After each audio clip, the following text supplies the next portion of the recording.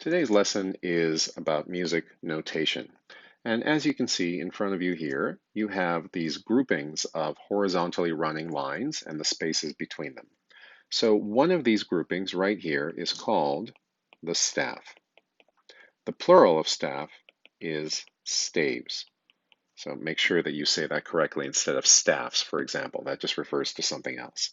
So we have one staff, or we have, for example, two staves right there.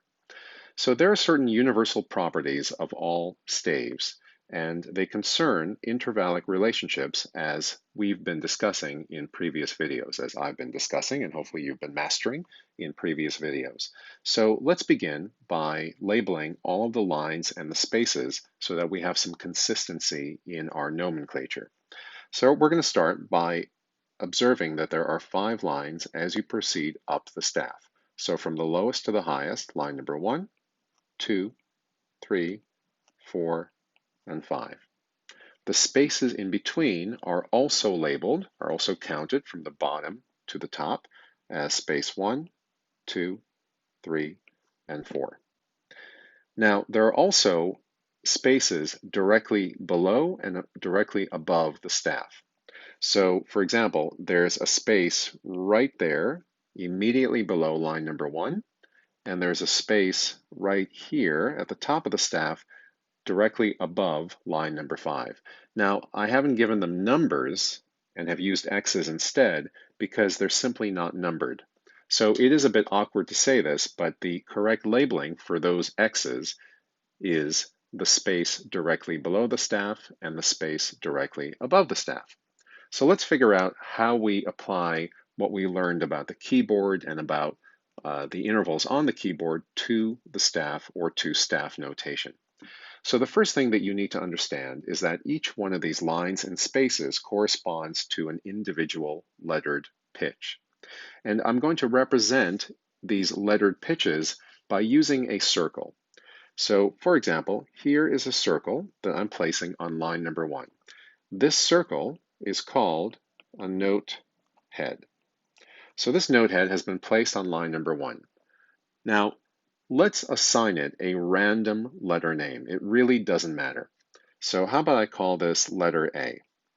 It doesn't even matter what octave I'm going to be using this in. Remember, we talked about octave designations as an ability to, or a label that allows us to place ourselves in specific ranges on the keyboard.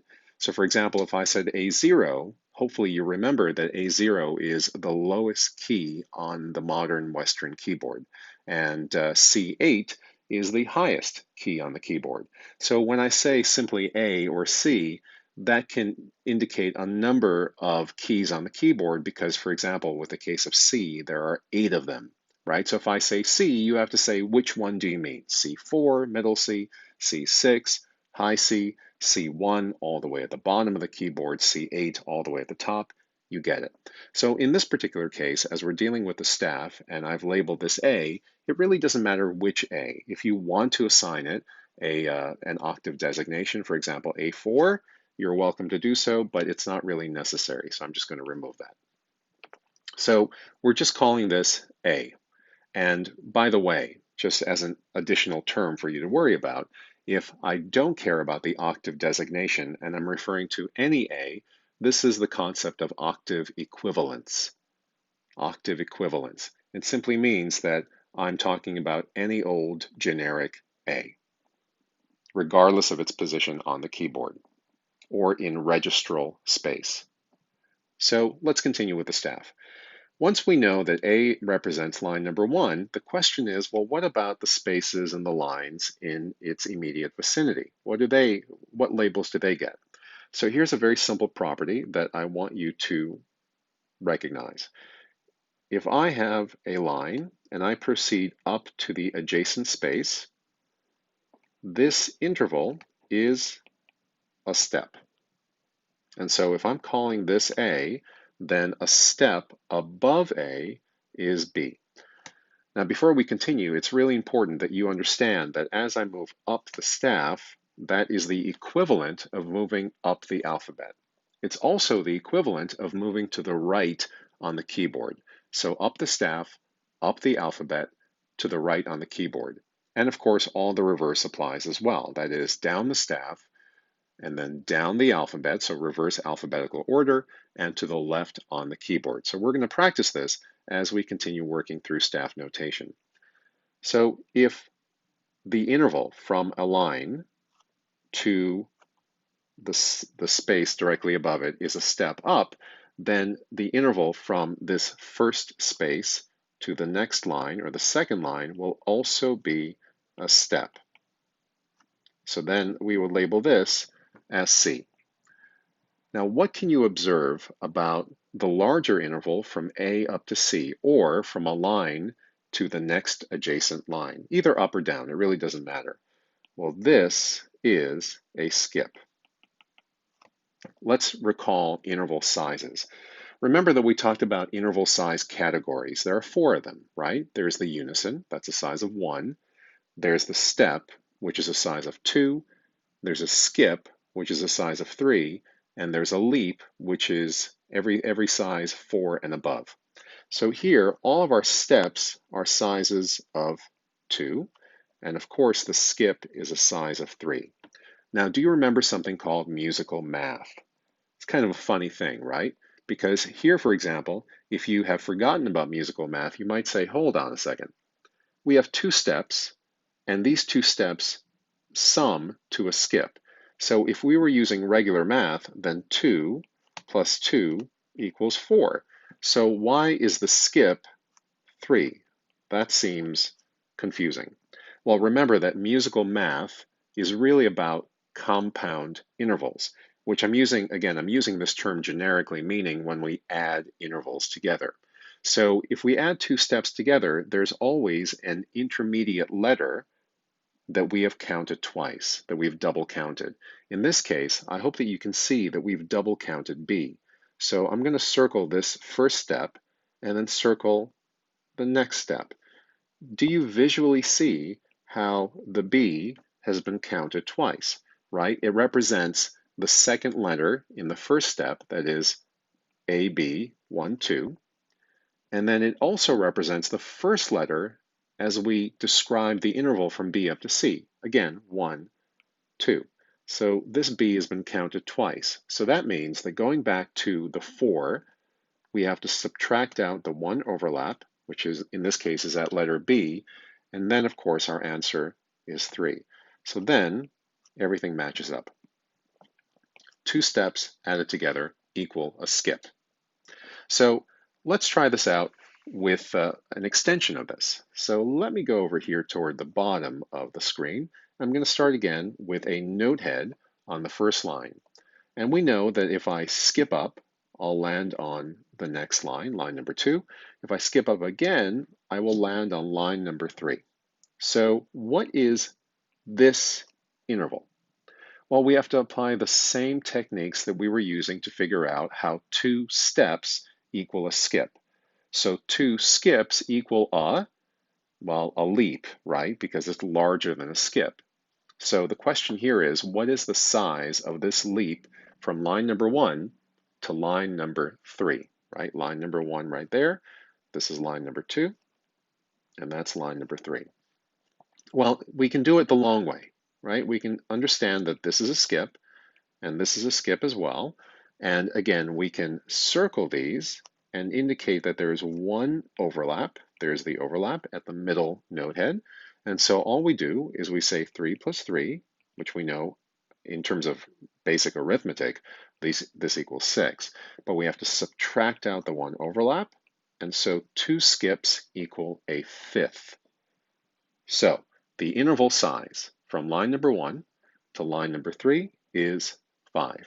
Okay, terrific. So far, so good, right? Well, let's keep going. What if I expand this out, and this time I look at my first line, and I skip a couple of times. This is line number 2, line number 3, and finally line number 4. So here's what we know. From line number 1 to line number 2 is a skip. From line number 1 to line number 3 is a skip. But what about line number 1 to line number 4? What does this equal? First of all, I'm sorry, I have to backpedal here. From line number 1 to line number 3 is obviously not a skip. It's 2 skips, my apologies, which we know equals a fifth. So I'm going to just pretend that I didn't say that. I'm not even going to edit it out because sometimes mistakes occur. So this is a fifth. So 3 plus 3 is 5. So we know that from, again, in musical math, so we know that from line number 1 to line number 3 is a fifth. So now the question is, what is the interval size from line number 1 to line number 4? Well, we can figure this out the long way, which is to say, in fact, let me give you two kind of longish ways to figure this out. So here is the one that immediately comes to mind. Well, from line number 1 to line number 3 is a fifth. I'm going to keep going up another skip, right? Because we know that two lines that are adjacent represent a skip, which is a size 3. So of course, 5 plus 3 equals 8 minus the one overlap here at line number 3. And so this is a seventh. Okay, that's the correct answer. Here is an even longer way of doing this. I simply add up all of the component skips from line number 1 to 2, 2 to 3, 3 to 4. And so again, this is the long way, but it's going to yield the right result, and it will continue to reinforce this notion of compounded intervals and the need to subtract out overlaps, which I basically call musical math.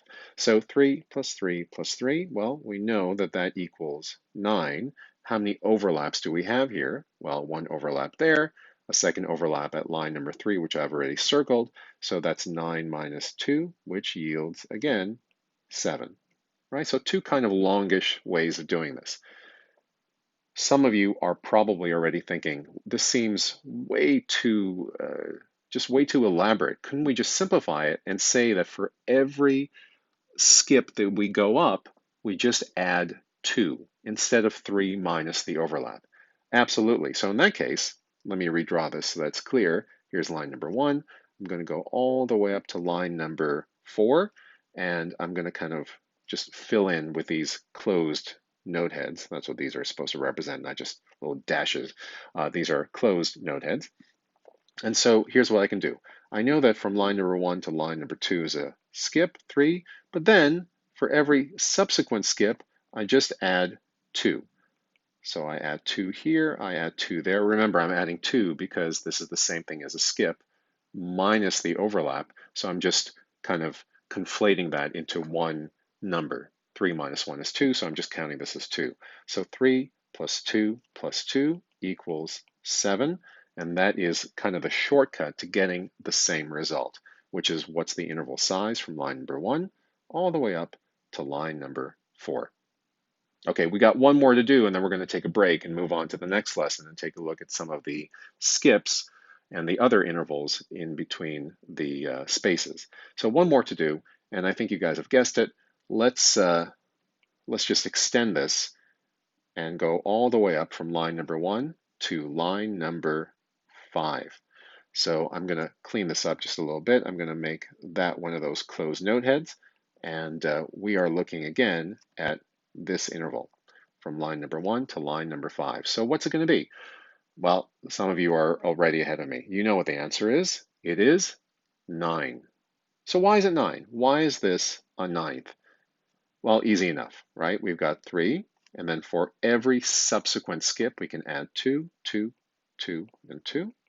So we know that from line number 1 to line number 3 is a fifth, right? We know that. That's 3 plus 2.